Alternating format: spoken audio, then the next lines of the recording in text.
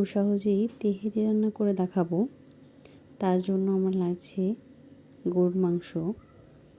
গরুর মাংসটাকে আমি ভালো করে ধুয়ে পরিষ্কার করে নিয়েছি।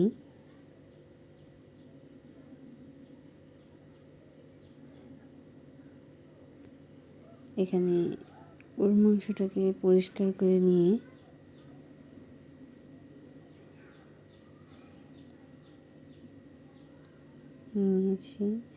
এর সাথে আমি এখন অ্যাড করব মশলা। মশলার জন্য আমার লাগছে আদা বাটা, রসুন বাটা, জিরা বাটা, পেঁয়াজ বাটা। সাথে আমি নিয়েছি তেহেরির মশলা, যেটা রেডিমিক্স মশলা।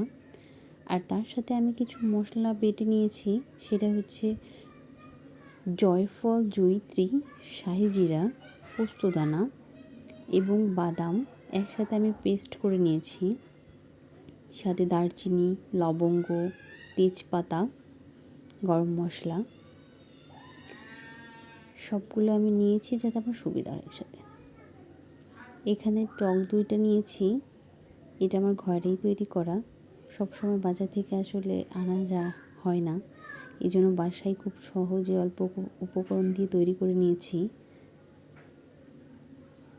এখানে 2 টেবিল চামচ গুঁড়া দুধের সাথে 1 টেবিল চামচ চিনি এবং ভিনেগার 2 টেবিল চামচ দিয়ে আমি এখানে এটা টক দই তৈরি করে নিয়েছি। এটা আমি রান্নার কাজে ব্যবহার করব। এখন একটা পাত্রে আমি তেল দিয়ে পেঁয়াজ একটু ভেজে নিচ্ছি। যখন বাদামি রং চলে আসবে তখন এখানে আমি সেই বাটা মশলাটা ইউজ করব। দেখুন, বাটা মশলাটা দিয়ে এখন আমি ভালো করে কষিয়ে নিচ্ছি।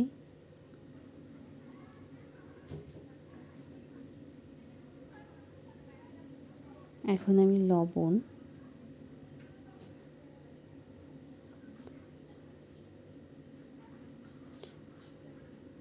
মরিচের গুঁড়া 2 টেবিল চামচ দিয়ে আবারও আমি ভালো করে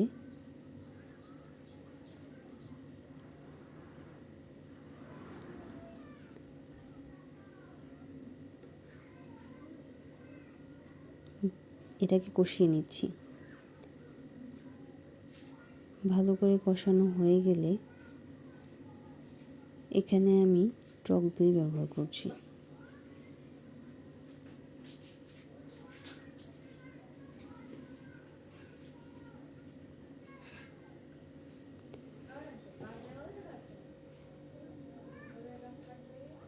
টক দইটা দিয়ে আবারও ভালো করে কষিয়ে নেব।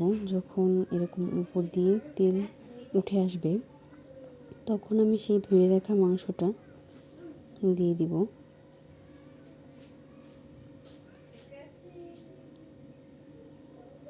দিয়ে আমি ভালো করে কষিয়ে এটাকে রান্না করে নিব। আর এখানে আমি চাউলটা নিব। চাউলের জন্য এখানে আমি রূপচাঁদা চিনি গুঁড়া চাউলটা নিয়েছি। আপনারা যে কোনো চাউল নিতে পারেন।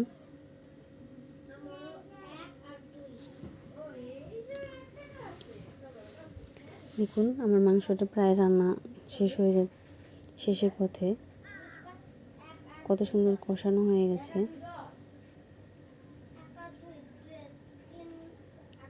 মাংসটা হাফ সিদ্ধ হয়ে এসেছে। এখন আমি একটু পানি দিয়ে ভালো করে আবার সিদ্ধ করে নেব। আর এখানে আমি চাউলটা ধুয়ে রেখেছি। ধুয়ে দেখুন পানিটা ঝরিয়ে নিয়েছি, কতটা ঝরঝরে হয়েছে।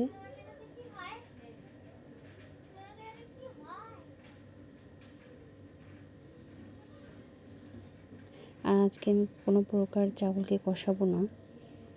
এখানে আমি এর জন্য পানিতে দেখা যাচ্ছে তেজপাতা, গরম মশলা, দারচিনি, গোটা কালো গোলমরিচ, শাহি জিরা এবং কাঁচামরিচ কিছু নিয়েছি।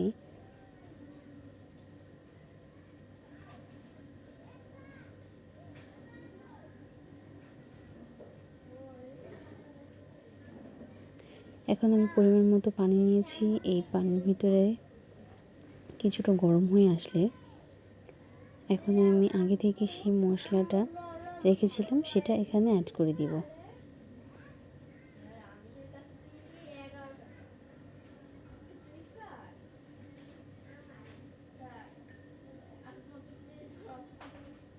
যখন পানিটা কিছুটা গরম হয়ে আসবে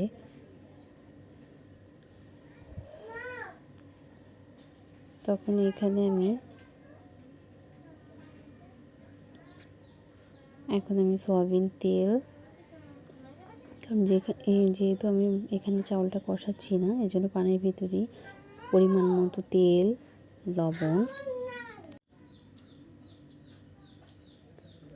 লবণ দিয়ে ভালো করে এখানে পানিটাকে গরম করে নিব। যখন এরকম বলক চলে আসবে তখন এখানে আমি চাউলটা দিয়ে দিব।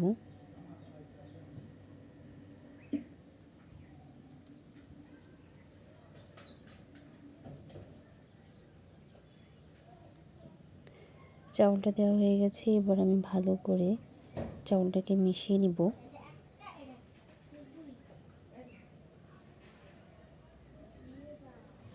ভালো করে মেশানো হয়ে গেলে এখন আমি এটাকে ঢাকনা দিয়ে কিছুক্ষণের জন্য রেখে দিব। একটু পানি শুকিয়ে আসছে, এখন আমি এখানে আগে থেকে রান্না করা সেই মাংসটা, যেটা আমি আগে রান্না করে রেখেছিলাম, এই মাংসটা আমি এখন এই চাউলের ভিতর অ্যাড করব।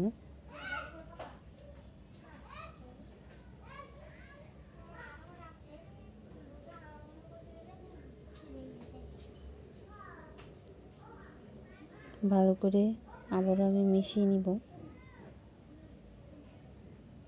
ঢাকনা দিয়ে রেখে দিব যতক্ষণ পর্যন্ত পানিটা একদম শুকিয়ে না আসছে। পানিটা শুকিয়ে আসলে এখন আমি এখানে আগে থেকে ভেজে রাখা জিরা, শাহি জিরা, গরম মশলা, জয়িত্রী, এগুলো আমি একটু তেলে ভেজে নিয়েছিলাম, তার গুঁড়াটা ইউজ করলাম। এখানে কিছু পরিমাণ ঘি দিলাম যাতে ফ্লেভারটা সুন্দর আসে।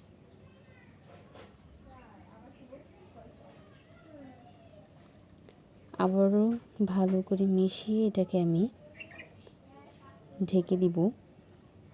দেখুন আমার রান্না শেষ হয়ে গেছে, আর এটাতে কতটা ঝরঝরে হয়েছে।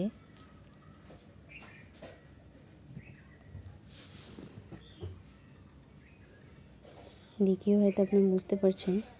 এখন আমি সার্ভ করে নিয়েছি, দেখুন কতটা সুন্দর হয়েছে।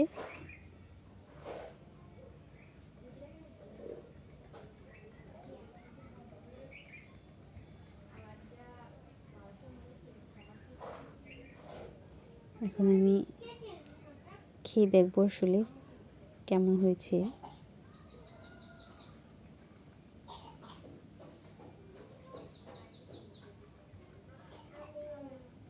বিসমিল্লাহ। খাবারটা অনেক মজা হয়েছে।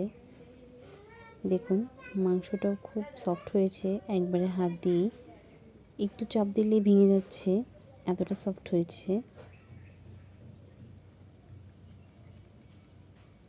খুব মজা হয়েছে। আমার ভিডিওটি ভালো লেগে থাকলে আমার চ্যানেলটি সবাই সাবস্ক্রাইব করবেন, লাইক কমেন্ট শেয়ার করবেন। আল্লাহ হাফেজ।